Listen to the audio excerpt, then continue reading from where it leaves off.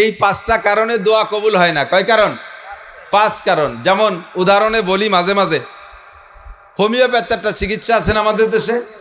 Homeopath চিকিৎসার যদি doctor ভালো অভিজ্ঞ হয়, যদি ওনার ডায়াগনোসিসের রোগটাকে সঠিকভাবে নির্ণয় করতে পারে, আর রোগ হিসেবে যদি ঔষধ দেয়, আর ঔষধ যদি আমেরিকার বিটি কোম্পানির হয় অথবা জার্মানি হয়, এই দুই প্রকার বিদেশি ওষুধ হোমিওপ্যাথের ভিতরে খুব মানসম্মত ওষুধ।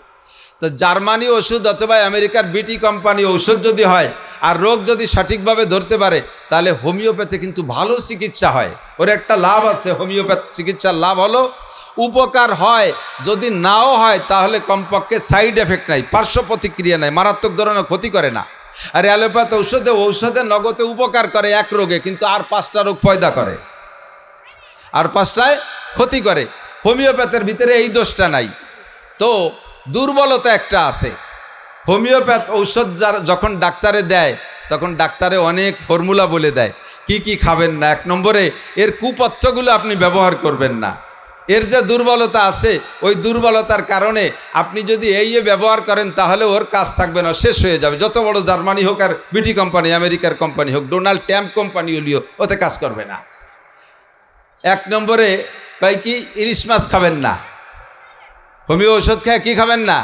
ইলিশ মাছ খাবেন না, চিংড়ি মাছ খাবেন না, গরুর গোশ খাবেন না, হাঁসের গোশ খাবেন না, হাঁসের ডিম খাবেন না, কয় কি কয় না, কচু খাবেন না, মাটির তলের কোনো তরকারি খাবেন না, মাটির উপরের কিছু খাবেন না। মানে সব ব্রেক করে দিয়েছে। এগুলো খাইলে ও দুর্বল, ওর কাজ হয় না। Same quality. দোয়া করবেন, আল্লাহ কবুল করবে। আল্লাহ 24 ঘন্টা রেডি। এবং মাইকি বলা লাগবে না। উদউ রব্বাকুম তাদাররুআ খুফিয়া, ডাকো তোমার রবকে কেঁদে কেঁদে গোপনে, নির্জনে বিড়বিড় করে বলবেন। সম্মিলিতভাবে মাইকি চিল্লেই বলা লাগবে না। আল্লাহকে যেভাবে বলেন সেভাবে আল্লাহ শোনে কি শোনে না? কারণ আল্লাহ অনেক দূরে না, আকরাবু মিন হাবলিল বারিদ, আমার আপনার শাহরগের চাইতে আল্লাহ তাআলা নিকটে। কিন্তু এই দোয়া কবুল হওয়ার প্রতিবন্ধক যেই পাঁচটা জিনিস, ওই পাঁচখান হলো তেঁতুল। যেমন হোমিওপ্যাথ ওষুধ খেয়ে কয় তেঁতুল খাবেন না, টক খাবেন না, তেঁতুল খেলে সর্বনাশ। ইব্রাহিম ইবনে আদহাম বলেন, দোয়া কবুল না হওয়ার জন্য তোমাদের দোয়ার আগে পরে পাঁচখান তেঁতুল আছে। এক নম্বর তেঁতুল হলো খেয়াল, এক নম্বর তেঁতুল হলো যে तुम अल्लाह को मानते हो लेकिन उसका हक अदा नहीं करते हो। খেয়াল করছেন কি বলছি? উর্দু ভালো করে সকলে বোঝেন নাই। আল্লাহ কো মানতে হো লেকিন উসকা হক আদা নেহি করতে হো। তোমরা মুসলমানরা বিশ্বাস করো সৃষ্টিকর্তা কে, একটু বলেন না কে। কৃপণতা করেন না, এই জায়গা যা করবেন তাতেই নেকি আছে, তাই বলে বিড়ি খালিও নেকি না। ভালো কাজ অল্প করলি, একবার বলেন আল্লাহ, 4000 নেকি পেয়ে গেছেন। এই সুবহানাল্লাহ বলে বেলাইছেন না, খুশি হয়ে উড়াও মাইর না। ধানের চাতালের মতো দান দেবেন, চাতালের ভিতরেও ছাইও কাজে লাগে। এই জায়গায় আইসা যেটা বলবেন ভালো কথা, সেটার মধ্যে নেকি আছে, বলেন সুবহানাল্লাহ, আল্লাহু আকবার। তো দোয়া কবুল হওয়ার জন্য এক নম্বর সৃষ্টিকর্তা কে, পালনকর্তা কে, বৃষ্টিদাতা কে, ক্ষমতা দেনেওয়ালা কে, কুলিল্লাহুম্মা মালিকাল মুলক, জগতের মালিক কে, তুতিল মুলকা মানতাসা, যখন খুশি কেউকে আল্লাহ তাআলা তার কিছুক্ষণের ক্ষমতা বার দেয়। এ দায়িত্ব কার? কার? আবার কিছুদিন পর থেকে কেড়ে নিয়ে যায়। হাজারো শক্তি পিছনে থাকলে ঠেকানোর ক্ষমতা থাকে, এই হাত থেকে কেড়ে নেয় কে? একিন আছে একটু বলেন, মন থেকে বলেন আছে। চোখের সামনে আল্লাহ প্রমাণ করে দেশে কি দেয় নাই? গোপালগঞ্জে বসে কথাগুলো আমার বলা সম্ভব, অন্য বক্তারা এসে বললে পরে আপনারা খেপে যাবেন। আর আমারও অন্য জায়গাতে বলা বিপদ, নিজেদের কথা নিজেদের বলা যায়। আমাদের একটা স্বভাব ছিল, আমরা রাজনৈতিক দলেরই স্বভাব, ক্ষমতার উৎস জনগণ। এ কথা রাজনৈতিকদের আছে না নাই? কথা বলেন। প্রত্যেক রাজনৈতিক দল, আমলিগ, বিএনপি, জাতীয় পার্টি, জেনারেল রাজনীতিবিদ যারা আছে, তাদের আকীদা হলো ক্ষমতার উৎস জনগণ। আল্লাহ তাআলা কয় ক্ষমতার উৎস জনগণ না, ক্ষমতার উৎস একমাত্র কে? তোমার বিশ্বাস হয় না, তোমরা এই ক্ষমতার উৎস জনগণ, তাই জনসংযোগ করার চেষ্টা করো, তাই তোমরা ইত্যাদি ইত্যাদি করতেছো। তোমাদের সব জনসমর্থন, সব জনগণ থাকবে, তার ফাঁকেও তোমাদের পরাজয় ঠেকানোর কেউ থাকবে না। আমি আল্লাহ তাআলা চোখে আঙ্গুল দিয়ে প্রমাণ করে দেব। নির্বাচিত সরকার যেভাবেই হোক, আমাদের আওয়ামী লীগ সরকার নির্বাচিত, একটা বছর চলে গেছে, তারা সংসদে যায়, অধিবেশন করে, তাহলে রাষ্ট্রীয় ক্ষমতা মাননীয় প্রধানমন্ত্রী তৎকালীন শেখ হাসিনার কাছে, এবং সেনাবাহিনী তার হুকুমে চলে, র্যাব তার হুকুমে চলে, পুলিশ 2.5 লক্ষ পুলিশ তার হুকুমে চলে, 1.25 লক্ষ বিডিআর তার হুকুমে চলে, 50,000 আনসার তার হুকুমে চলে, আর যুবলীগ তার হুকুমে চলে, ছাত্রলীগ তার হুকুমে চলে, কৃষক লীগ তার দলে ছিল, তাঁতি লীগ তার দলে ছিল, মহিলা লীগ তার দলে ছিল, পুরুষ লীগ তার দলে ছিল। সব লীগের সমস্ত জনগণ থাকতে মাননীয় প্রধানমন্ত্রীকে আমাদের থেকে আল্লাহ তাআলা আরেক জায়গায় সরাই নিয়ে গেছে। কোনো এত লক্ষ কোটি জনতা থাকতেও তার আগে আমরা রক্ষা করতে পারি নাই। এটাই হলো প্রমাণ যে জনগণ ক্ষমতার উৎস না, ক্ষমতার উৎসকে ফাতাবিরু ইয়া উলিল আবসার। এখন এখান থেকে শিক্ষা গ্রহণ করো। ফাঁকে আর একটা ওয়াজ আমি এর ফাঁকে বলবো।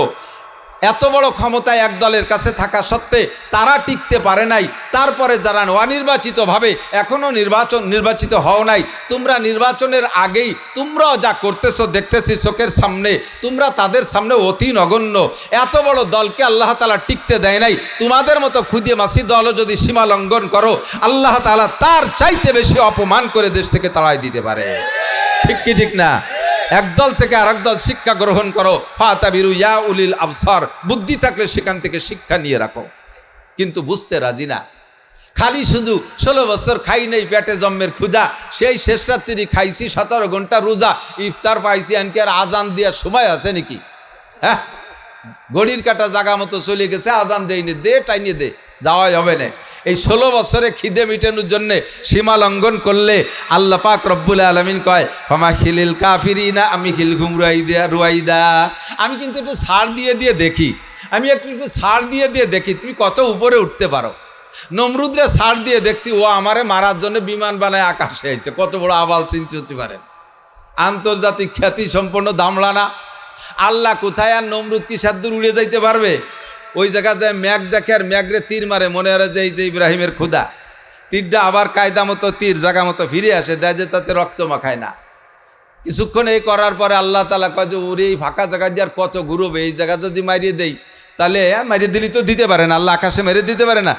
এই জায়গায় রেখে যদি মারি তাহলে ওর দাম বাড়িয়ে যাবে, তাহলে প্রমাণ হবে যে সত্যি আমি ওর সাথে যুদ্ধ করছি। আর যুদ্ধের মধ্যে হার জিতটা স্বাভাবিক, হয়তো নমরুদ ঠকে গেছে, তবে আল্লাহর সাথে যুদ্ধ করিয়েছে, ওর দাম বাড়িয়ে যাবে, কাজে এ জায়গা ওরে মারা যাবে না। ওই জায়গা না মাইরা দুনিয়ায় পাঠায় দিছে। দুনিয়ায় পাঠানোর পরে মারছে কি দিয়ে? তাও ভালো একটা মশা না, একটা পঙ্গু মশা, একটা পঙ্গু, একটা ডেঙ্গু, একটা খোলা মশাই দিয়ে তারে আল্লাহ তাআলা সাইজ করে দিয়েছে। ঠিক কি ঠিক না? দীর্ঘকাল পর্যন্ত খুদাই দাবি করা পর্যন্ত সুযোগ দিয়েছে, আল্লাহ কিছু বলে নাই। ফামা হিলিল কাফিরিন, সুযোগ দাও কাফিরিনদেরকে। আমি হিলুম রুয়াইদা, আমি সুযোগ দিচ্ছি, ধরবো একটু পরে। যখন ধরছে ইন্না বাদশা রব্বিকা লাশাদীদ, তোমার রবের ধরা বড় কঠিন। আল্লাহ যখন ধরছে ছুটতে পারছে। ফাতাবিরু ইয়া উলিল আবসার। ও আমার দেশের বাংলাদেশের রাজা বাচ্চারা, যারা বহুত বড় মস্তানি গাদ্দারি করতেছ আর করেছো, সকলে শিক্ষা নিয়ে রাখো, সকলে শিক্ষা নিয়ে রাখো। আল্লাহ পাক রব্বুল আলামিন কিন্তু আছে। আল্লাহর শক্তি নমরুদের সময় যেমন ছিল, আজ 7-8 হাজার বছর আগে নমরুদ চলে গেছে। এই 7-8 হাজার বছর পরে এসে আল্লাহ তো বার্ধক্যজনিত কারণে একটু দুর্বল। আরে হ, আল্লাহর প্যারালাইসিস, ডায়াবেটিস হয়েছে, চোখে কম দেখে, হাড়ে শক্তি কম, যেমন ক্ষুধা তেমনই আছে না নাই? সেই কালে এত বড় বড় মস্তানকে ধুলাই দিয়েছে, তোমার আমার মারতে আল্লাহর মশাও লাগে না। ঠিক কিনা? ফেরাউনকে সুযোগ দিয়েছে, 300 বছরের মধ্যে ওর একদিন পাতলা পায়খানা হয়নি। মাঝে মাঝে তো একটু পেট খারাপ তো সবারই হয়। তো শয়তানের 300 বছরের ভিতরে ওর বাইতিও গন্ধ হয়নি। পেট খারাপ তো দূরের কথা, ওর পা দেও গন্ধ হয়নি, যে তা পরীক্ষাতে ডাক্তারের কাছে। 300 বছরের পরে যাইয়া হযরত মুসা আলাইহিস সালামের সাথে যে গন্ডগোল, এই গন্ডগোলে মুসা আলাইহিস সালামের সাপ ছেড়ে দিচ্ছে যখন, সাপের মুখ ফনাডা 1 মাইল উঁচু, 3 মাইল লম্বা। মুসা আলাইহিস সালাম হাতের লাঠির সাপ হয়েছে কয় মাইল? 3 মাইল লম্বা। একটা কেউটো সাপ মাপি তো দেখেন নাই, মেডিকেল সায়েন্স আলারা বা সাপুড়েরা এগুলো মেপে রাখছে। প্রত্যেকটা সাপ যারা ফনা তোলে, সাপের বডিটা যতটুকু হয়, ফনা তুললে 3 ভাগের 1 ভাগ উঁচু হয়, পিছনে 2 ভাগ থাকে। মুসা আলাইহিস সালামের সাপ যখন ছেড়ে দিয়েছে, পিছনে 2 ভাগ, সামনে 1 ভাগ ফনা তুলছে, ফনা ঠুক উঁচু হয়েছে 1 মাইল। এ যখন হা করছে, ফিরাউনের 7 তলা দালানটা ওর হার মুখের মধ্যে চলে আসছে। এতক্ষণ বসে বসে খেলা দেখছে, ওই সাপে আগে তার জাদু করে সব সাপ খাইয়ে সাপ। এরপরে ফিরাউনের দিকে ধাওয়া মারছে, ফিরাউন সাততলার মাথার পর বসে বসে খেলা দেখতেছিল। যখন ওদিকে ধাওয়া মারছে, ও দেখছে যে আল্লাহ সে সাপের আজ অত বড়, এ পুরো বিল্ডিং ধরে খেয়ে বেলায় দিতে পারে। তাড়াতাড়ি লাভ দিয়েছে, হুশ নাই, পিছনে লাফাই পড়ি ভয়তে পায়খানা করে দিছে। আর একে দিনে 450 বার রাখছে, 450 বার পায়খানা, পাতলা পায়খানা। দেয় না কিছু সেডিয়নি গরু দেখছেন না, যে সেডিয়নির এমন সেড হয়েছে যে ন্যাজ নাড়া দিলেই পড়ে। তো ফিরাউনের অবশেষে লেজ নাড়া দিলেই পড়ে। 40 বার প্রথম দিন আসছে 450 বার, এরপরে 40 দিন ওইরকম খালি পড়তেই তালে রয়েছে, কোনো ডাক্তার কবিরায় কিচ্ছুতি কাজ হয় না। লাস্টে যে ফাকালাল মাউজা ফাবারিয়া তাফসীরে জালালাইনে লিখছে, কুশকলায়, কলার কুশকলা ভিজাইয়া পানি খাইছে, তারপরে পেট টাইট হয়েছে। 300 বছরের ভিতরে আল্লাহ তাআলা তারে কোনো রোগ দেয় নাই। আর যখন ধরছে আল্লাহ তাআলা সাইজ করে দিয়েছে, নীল দরিয়ার ভিতরে ডুবইয়া চুবইয়া আল্লাহ তাআলা তাকে শেষ করে দিয়েছে। ফামাকিলিল কাফিরিন আমহিলহুম রুয়াইদা। আমি একটু সুযোগ দিয়ে একটু দেখি সৃষ্টিকর্তা কে, পালনকর্তা কে।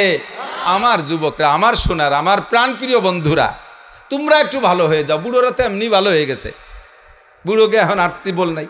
হ্যাঁ বলছে বুড়োরা কি ভালো হয়েছে না কাজিওয়ারের ভালো, বুড়ো হলেই ভালো হতি হয়, কারণ সিংহের মতো শক্তি সাহস সব হয়ে গেছে গত।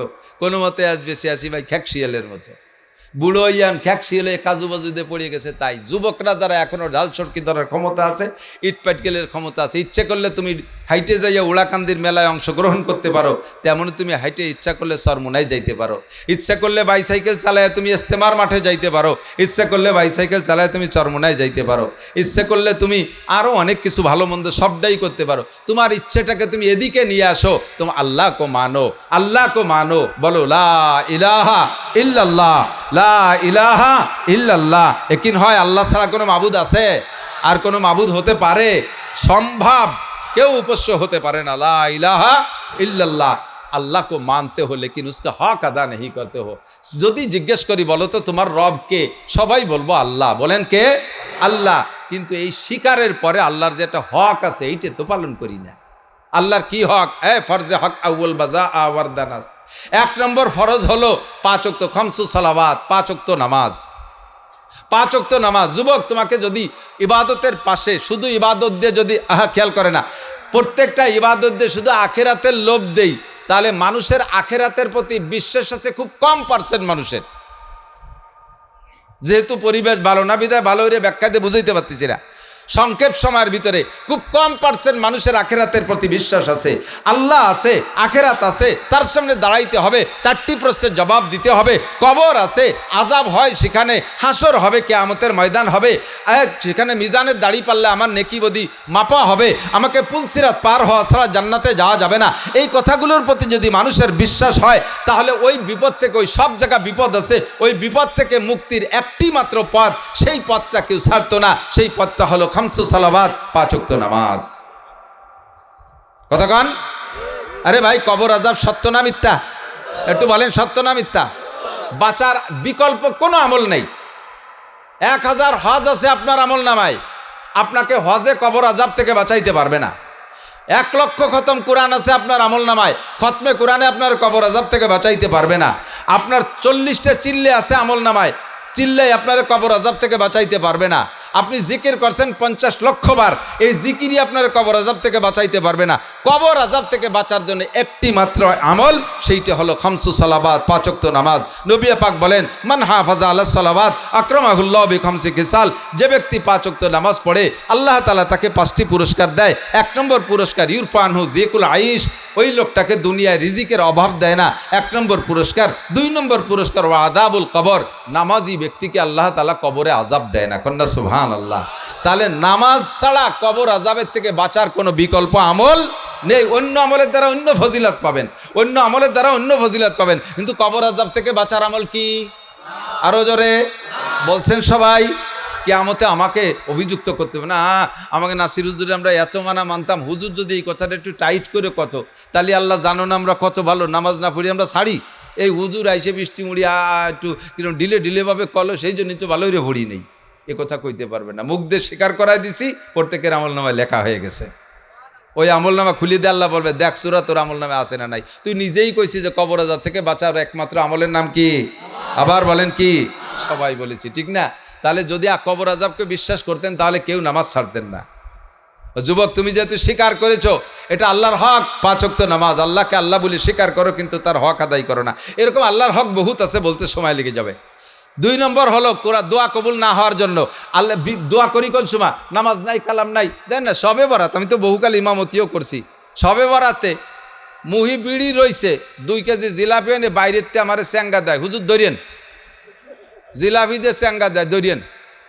কি হবে? কয় যে আমার আব্বার নামে 2 কেজি জিলাপিটা পাঠাইছি, একটু মিলাদ পড়ে আব্বারে একটু বেচতে পাঠাই দিয়েন। তা তুই আয়, কয় না আমি হলো বিড়ি খাচ্ছি। এই দাতালের জিলাপির অপেক্ষা কি আল্লাহ করে? আল্লাহ কি এর জিলাপির ভুকা? আপনারাও কি ভুকা? আল্লাহ কি এত বলদ, বেচতে কি এত মাংনা যে তুমি বিড়ি খাবা, বাইরে থেকে নামাজ পড়বা না, 2 কেজি জিলাপির বিনিময়ে বেচতে বেচা কেনা হয়ে যাবে? বিপদে যখন পড়ো নামাজ নাই, কালাম নাই, যখন বিপদে পড়ে তখন মোনাজাত, তখন লম্বা লম্বা নামাজ, আর বিপদ যখন চলে যায় সে সময় আবার টুপি জমা দিয়ে দেয়। আছে না নাই? এটা হলো আল্লাহর সাথে তোমরা টালটু বাল্টু করো, আল্লাহর সাথে সিটারি বাটপাড়ি করো। এই জন্য বিপদে যখন পড়ো তখন তোমার দোয়া কবুল করা হয় না। 1 নম্বর তেতল, মনে আছে?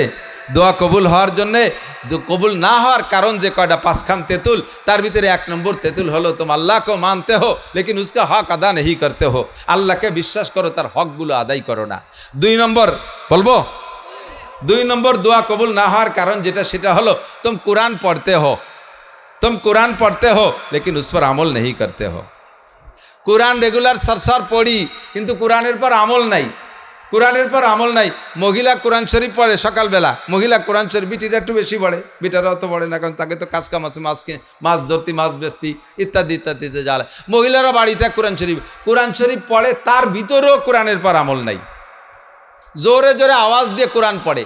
খেয়াল করেন, মহিলারা যদি কুরআন শরীফ এমন আওয়াজে পড়ে যেই তিলাওয়াতের আওয়াজ দেওর, বাসুর, চাচা শ্বশুর, বাড়ির অন্যান্য পরপুরুষ যাদের সাথে ওই মহিলার বিয়ে জায়েজ, যাদের থেকে পর্দা করা ফরজ, এই রকম পুরুষরা যদি মহিলার তিলাওয়াতের আওয়াজ শোনে, তাহলে ওই মহিলার আমল নামায় তিলাওয়াতের নেকি তো হবেই না, বরঞ্চ ওই সব যে সকল পুরুষে তার আওয়াজ শুনছে, তিলাওয়াতের আওয়াজ শুনছে, ওই সকল পুরুষের সাথে তার তিলাওয়াতের ফাঁকে ফাঁকে জিনার গুনাহ লেখা হয়ে গেছে।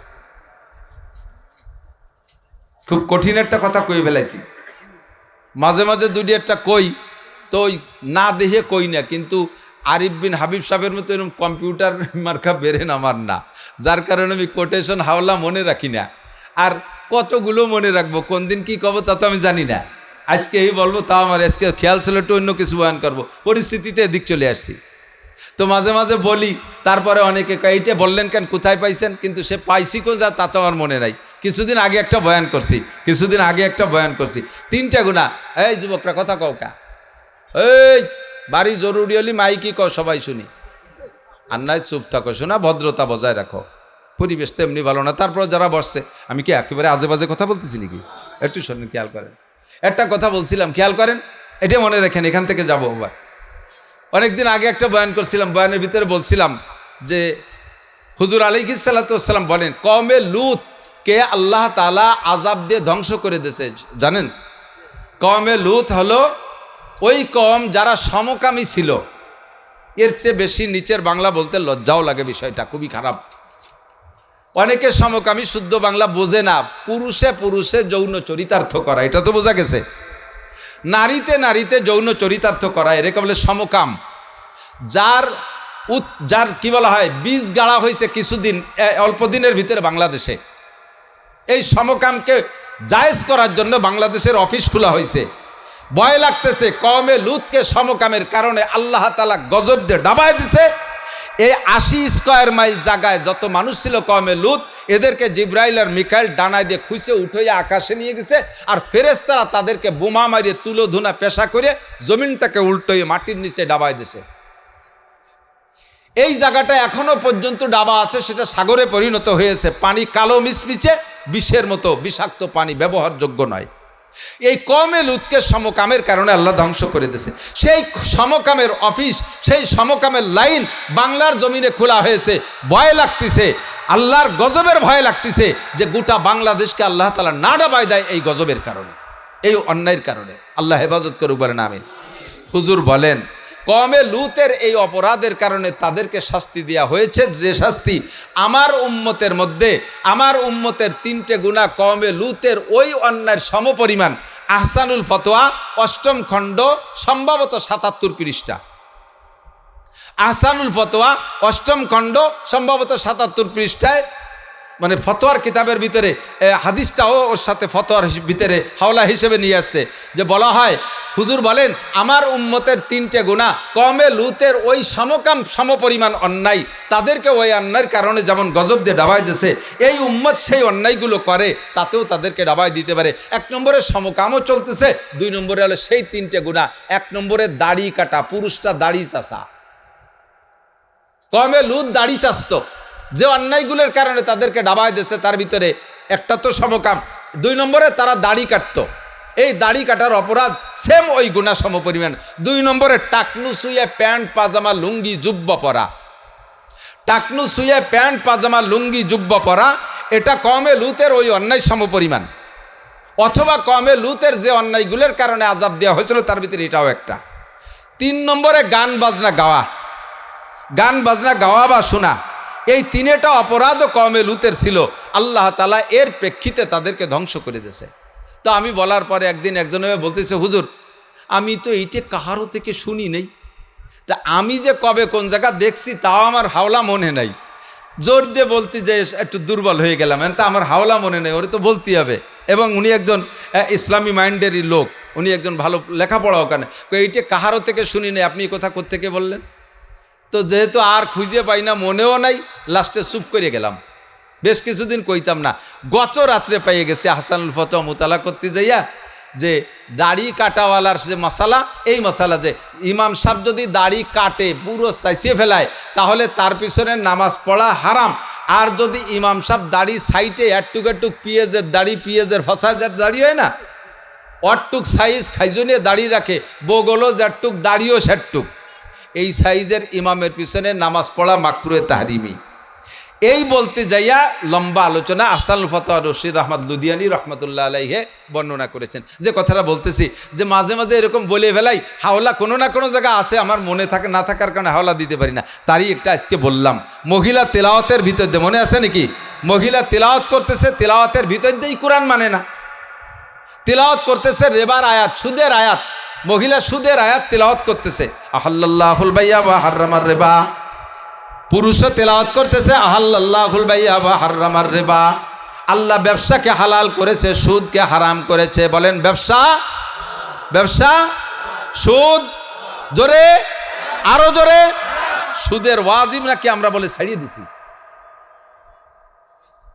কার কারণে ছাড়ছি তা করতে পারি না, আগেও ছাড়ি নেই, এখনো ছাড়ি নেই, ভবিষ্যতে যতদিন মাঠে আল্লাহ রাখে আর কিছু বলি না বলি, বেপর্দার সুদের বিপক্ষে বলিই যাব আর নামাজের পক্ষে বলে যাব। কথা বলুন ঠিক কি ঠিক না? রাজনীতির মাঠ পালি সেদিন করব, কিন্তু এই নীতিটা এই জায়গা আমি করব। তেলাওয়াত করতেছেন কোরআন শরীফ, কোরআনের ভিতরে পড়তেছেন আহাল্লাল্লাহুল বাইয়া ওয়া হাররামার রিবা, অথচ আপনি তেলাওয়াত বন্ধ করে যাইয়ে ব্যারাকের কিস্তি দিচ্ছেন, গ্রামীণ ব্যাংকের কিস্তি দিচ্ছেন, বিআরডিবির কিস্তি দিচ্ছেন, কামাই করতেছেন, মাথার ঘাম পায়ে চলে যাচ্ছে, রক্ত পানি করে টাকা কামাই করতেছেন, সেই টাকারে খরচ করতেছেন, আপনি সুদে কিস্তি পরিশোধ করতেছেন। আপনি কোরআন পড়েন, কোরআনের পর আমল করেন না। এখন আপনার মারাত্মক রোগ হয়েছে ক্যান্সার, আপনি কোরআন শরীফ এক খতম পড়ে মোনাজাত করছে, আল্লাহ কয় shut up, no talk but উস্কুত, তুই কথাই কবি না, সূরা বেকায়দায় পড়ি এখন মোনাজাত করতে এসেছ, তুই কোরআন শরীফ পড়লি একটু আগে, ওর মধ্যে সুদ হারাম, তাই তুই সেই বেরাকের কিস্তি দিলি কে, ও জায়গাতে লোন আনলি কে? কাজেই তোর দোয়া কবুল হবে না, তোর দোয়া কবুল হবে না। আল্লাহু আকবার। 2 নম্বর, আর বাড়বো না বেশি, তো কোরআন পড়তে হলে কি উস पर আমল नहीं করতে, এ দোষ আমাদের আছে না নাই? গোটাও কথা বলেন, আছে না নাই? যেই মক্কা মদিনায় দোয়া কবুল হওয়ার ইন্ডাস্ট্রিজ, দোয়া কবুল হওয়ার হেড অফিস, সেই সৌদি আরবালাদের স্বভাব আজকে সারা পৃথিবীর মুসলমান সৌদিয়ানদের সমালোচনা করতেছে কি করতেছে না? কথা বলেন। পাশে বেশি দূর না, গাজা একেবারে কাছে, গাজা একেবারে কাছে, সৌদি আরব, মিশর, মধ্যপ্রাচ্যের মুসলিম কান্ট্রিগুলো কোটি কোটি টাকার সম্পদ আল্লাহ তাআলা তাদেরকে দিয়েছে, তেল, গ্যাস, স্বর্ণ, তাই বেঁচে বেঁচিয়া বিদেশে যাইয়া 50 তলা 100 তলা দালানের ভিতরে বিদেশি হুর গেলমান নিয়ে রাত কাটাইতেছো, আর এদিকে মুসলমান না খেয়ে মরতেছে। সৌদি আরবে দৈনন্দিন এক ওক্তের খানার ভিতরে যে পরিমাণ খানা অপচয় করে নষ্ট করে, অপচয় করে, এই অপচয় করা খাবারগুলো যদি গাজায় দিত, একদিনের খানায় গাজার মুসলমানরা 1 মাস খেয়ে বাঁচতে পারত।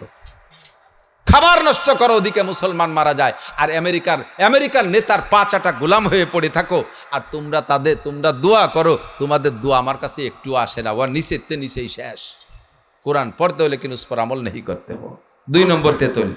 3 नंबर तेतुल, तुम आशिक रसूल का दावा करते हो लेकिन सुन्नत रसूल की पैरवी नहीं करते हो। उम्मत रसूल का दावा करते हो लेकिन सुन्नत रसूल नबी का पैरवी नहीं करते हो। रसूलेर उम्मत बोले दाबी करो, আমাদের নবীর নাম কি?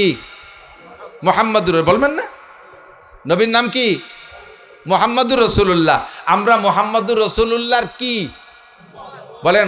মুহাম্মাদুর রাসূলুল্লাহর কি সত্যি এই দাবি করেন, অথচ মাথা থেকে পাত্তালু পর্যন্ত সুন্নত নাই। তো কোজা বা সুন্নতে আহমদ কোজা বা মোহাম্মদ কাইবুয়াদ নিসবত তুরা, কলব মে সোজ नहीं, रूह में एहसास नहीं, कुछ भी पैगाम मोहम्मद का तुझे पास नहीं।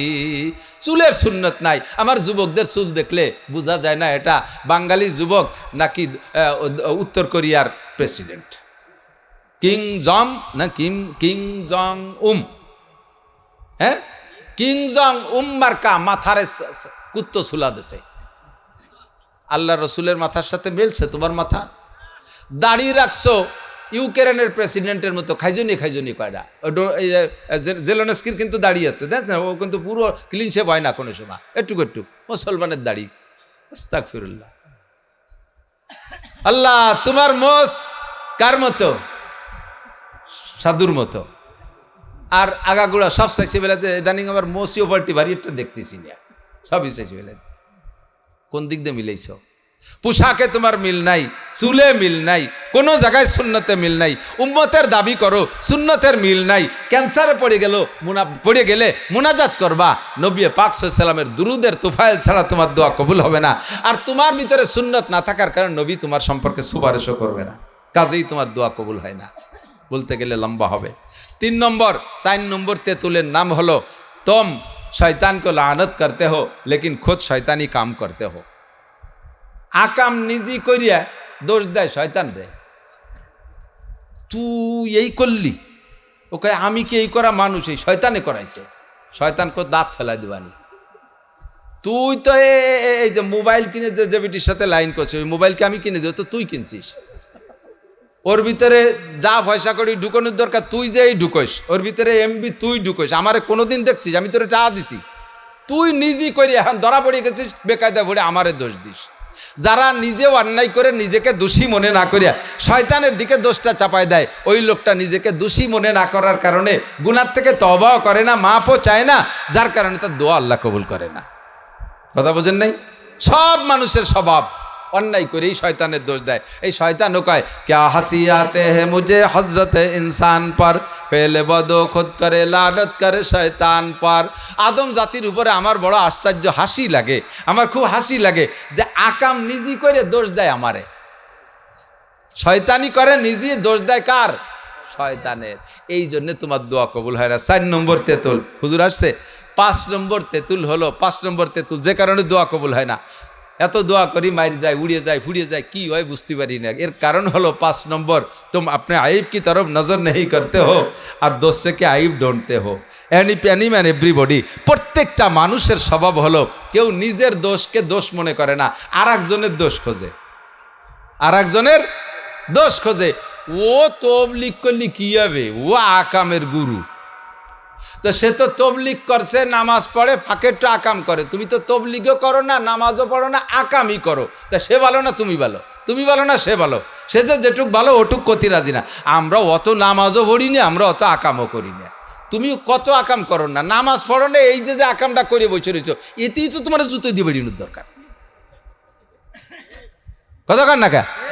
আমরা অত আকামও করি না, আমরা অত হুজুরগিরিও করি না, আমরা হুজুরকে মতো অত শয়তানিও করি না। হুজুর কি শয়তানি আছে? হুজুর তাহাজ্জুদ পড়ে, দেখ না পাবলিকই কয়, হুজুররা বলে আমরা যাহা করি তোমরা তাহা করো না, আমরা যাহা বলি তোমরা তাহা করো, এই বলে হুজুরকে একটা দোষ দেয়।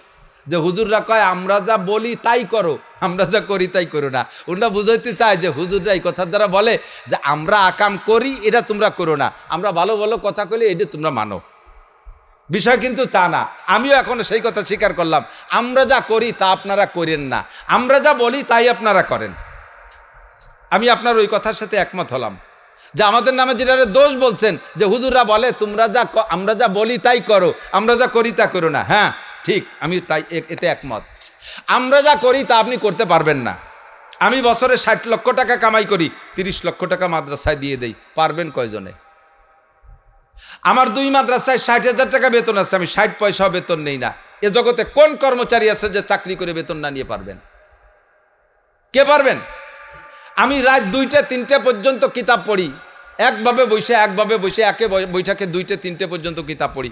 মাত্র 1.5-2 ঘন্টা ঘুমানোর পরে আবার ফজরের নামাজ পড়িয়া অল্প কিছুক্ষণ আরাম করার পরে আবার যাই ক্লাস করি, 3-4টে ক্লাস করি। এরপরে দিনকে দিন দৌড়াই বেড়াই, এরপরে মাহফিল করি, বয়ান করি। আমি বুখারি পড়াই, তিরমিজি পড়াই, মুসলিম পড়াই। আপনারে যদি এইগুলো করতে কই তা আপনি পারবেন? কাজে আপনারে কই যে আমি যা করি আপনি করেন না। আমি আপনারে কইলাম নামাজ পড়েন, রোজা রাখেন, হজ করেন, জাকাত দেন, পর্দা করেন, হালাল খান, দাড়ি রাখেন, টুপি পরেন, পাগড়ি পরেন, জুব্ব পরেন, ঢিলা কুলুক, দস্তার খান, মেসক, এই মোটা মোটা কয়টা কথা কয়ে দিলাম, এই আমল করেন।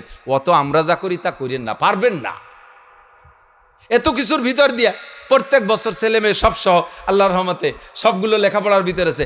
এর ফাঁকে চেষ্টা করি প্রত্যেক বছর 3-4 লাখ টাকা খরচ করে এটা হজ উমরা করার জন্য।